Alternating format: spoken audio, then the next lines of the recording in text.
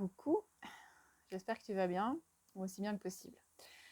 Aujourd'hui, je voulais parler des émotions qui circulent.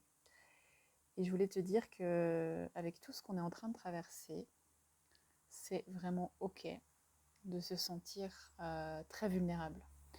En anglais, il y a cette expression qui dit I feel raw, et ça veut dire vraiment que les émotions sont exacerbées et qu'on est un petit peu bouleversé de tous les côtés. Cette semaine, j'ai vécu des choses magiques, incroyables, des moments très forts, et aussi des choses beaucoup plus lourdes, beaucoup plus tristes, beaucoup plus difficiles.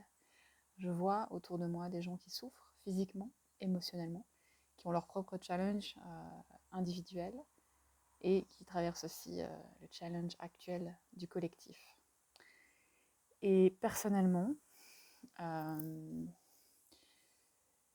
je suis très connectée à mon corps, à mon âme, à mon intuition. Je sais me positionner intérieurement, savoir ce qui est juste pour moi, les choix que, au fond de moi, j'ai envie de faire. Et j'espère que tu connais aussi les tiens, quels qu'ils soient.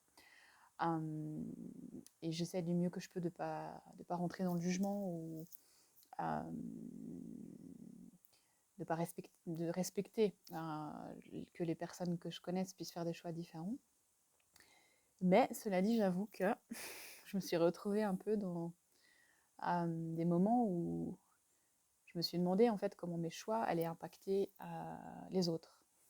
C'est-à-dire, si vraiment je choisis ce que j'entends au fond de moi, quelles vont être les conséquences à court terme, à long terme. Et au final, j'ai discuté avec une amie qui est coach aussi et qui m'a bien aidée sur ce coup-là. Je la remercie d'ailleurs, Caroline Tosti, si tu m'écoutes.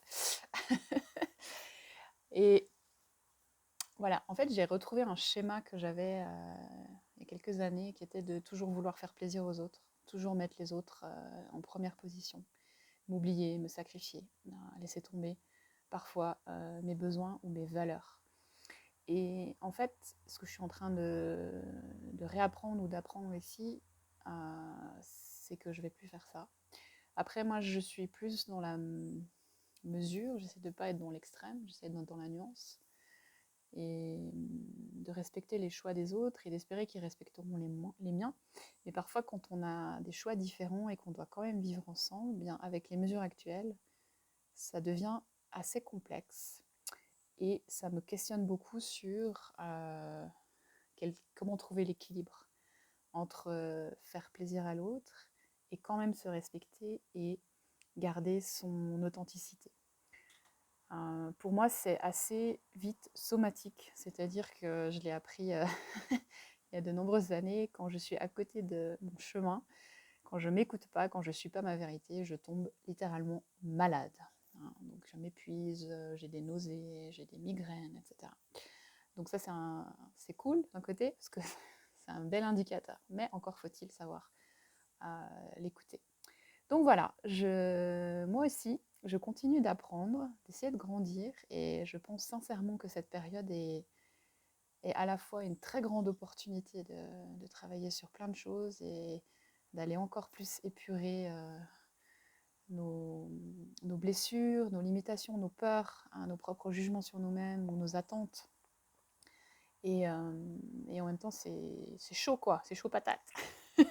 Donc voilà, donc ce que je veux dire, c'est si tu as envie de pleurer, si tu as envie de crier, si tu sais pas comment te positionner, si tu as fait un choix et que tu es super clair, mais que ça se passe pas bien avec ton entourage, etc., quoi que tu traverses, autorise-toi à sentir tout ce que tu sens, parce qu'en fait, c'est là qu'elle a la clé, c'est accueillir vraiment tous les ressentis pour pouvoir les traverser dans l'authenticité, parce que c'est que en les accueillant qu'on va pouvoir ensuite choisir et avancer différemment. Et en essayant de rester toujours dans l'amour de soi et l'amour des autres. Je te souhaite un excellent week-end.